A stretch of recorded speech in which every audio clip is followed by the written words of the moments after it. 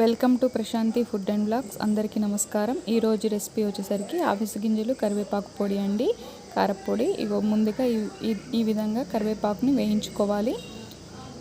Next మనం ఆవిస గింజల్ని వేయించుకోవాలండి. నేను వీడియోలో చూపిస్తున్న విధంగా చిటపట్లాడితే సరిపోతుంది, మరి రోస్ట్ చేయాల్సిన అవసరం లేదండి. నేను చూపిస్తాను చూడండి. ఇట్లా మనకి అవి పేలుతూ ఉన్నప్పుడు మనం స్టవ్ ఆఫ్ చేసుకోవడమే. నెక్స్ట్ మనకి ఎండుమిర్చి ఒక 5-6 తీసుకోండి, ఎండుమిర్చి. అలాగే కొంచెం జీలకర్ర తీసుకోండి, 1 టీ స్పూన్ జీలకర్ర. వీటన్నిటిని వేయించుకొని పక్కన పెట్టుకొని చల్లారాలండి. మిక్సీ జార్ తీసుకొని వీటన్నిటిని వేసి మీకు రుచికి సరిపడా ఉప్పు వేసుకోండి. నేనైతే ఒక స్పూన్ వేసుకున్నాను. మొత్తాన్ని గ్రైండ్ చేసుకోవాలండి మెత్తగా.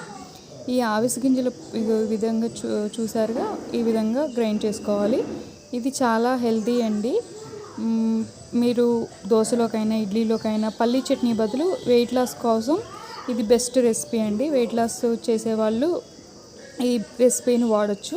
Thank you for watching. Please subscribe my channel. Thank you.